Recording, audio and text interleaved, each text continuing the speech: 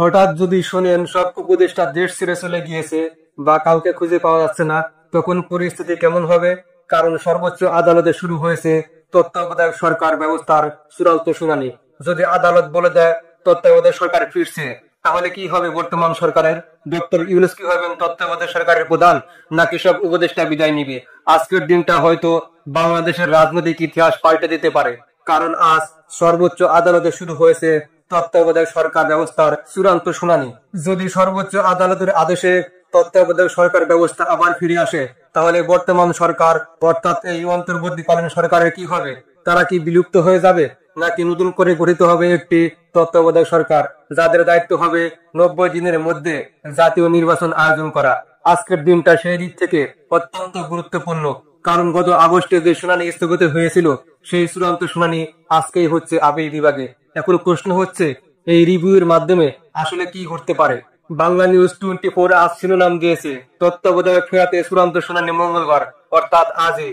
প্রধান বিচারপতি সৈয়দ রিফাত আহমেদের নেতৃত্বে আপিল বিভাগে এই মামলাটি কার্য তালিকাভুক্ত রয়েছে। এর আগে 27 আগস্ট আপিলের অনুমতি দেওয়া হয়েছিল, যেখানে আবেদন করেছিলেন ডক্টর বদিউল আলম মজুমদার, মির্জা ফখরুল ইসলাম আলমগীর, জামাতের সেক্রেটারি মিয়া গোলাম পরোয়ার সহ আরো কয়েকজন। এখানে পটভূমিটা একটু মনে করিয়ে দিই। 1996 সালে সংবিধানের ত্রয়োদশ সংশোধনের মাধ্যমে তত্ত্বাবধায়ক সরকার ব্যবস্থা যুক্ত হয়।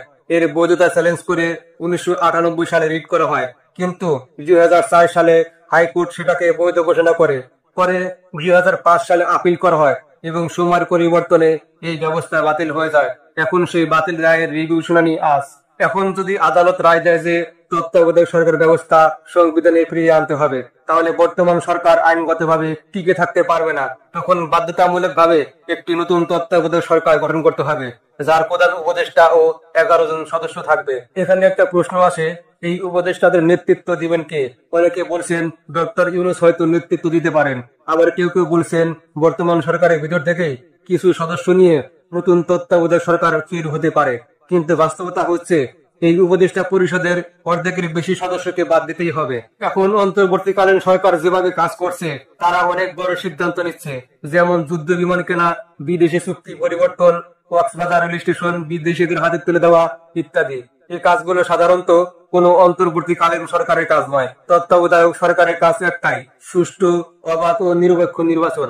তারা 3 মাসের বেশি থাকতে পারে না। যদি যুদ্ধাবস্থা বা ভয়াবহ প্রাকৃতিক দুর্যোগ না ঘটে, তাহলে 90 দিনের মধ্যেই নির্বাচন আয়োজন করতে হয়। এখন যদি ধরা হয় নভেম্বরের 1 তারিখে তত্ত্বাবধায়ক সরকার গঠিত হলো, তাহলে জানুয়ারির 31 তারিখের মধ্যেই নির্বাচন দিতে হবে, এবং সেটাই সাংবিধানিক ভাবে যৌক্তিক। ফেব্রুয়ারির প্রথম সপ্তাহে নির্বাচনের সময় ঘোষণা করা আছে।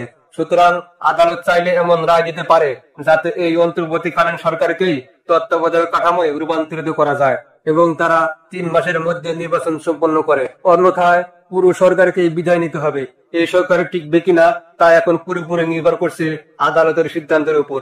এদিকে সাবেক সেনাপ্রধান জেনারেল ইকবাল করিম ভুইয়া বলেছেন, বাংলাদেশে এখন নির্বাচন হতে হলে কমপক্ষে 2 থেকে 5 বছর সময় লাগবে। অন্যদিকে অনেক আইনজীবী এই সরকারের সাংবিধানিক বৈধতা নিয়েও প্রশ্ন তুলছেন এবং আদালতে যাওয়ার প্রস্তুতি নিচ্ছেন। তাহলে কি আমরা এমন এক সময়ের দিকে যাচ্ছি যেখানে সরকারের কাঠামো, রাজনৈতিক নিয়ন্ত্রণ এবং নির্বাচনী প্রক্রিয়া সবকিছুই পাল্টে যেতে পারে? দর্শক, আপনি কি মনে করেন তত্ত্বাবধায়ক সরকার কি সত্যিই ফিরবে? আর ফিরলে দেশের রাজনীতিতে কি পরিবর্তন আসবে? আপনার মতামত লিখে জানান কমেন্ট বক্সে। ভালো থাকুন। আসসালামু আলাইকুম।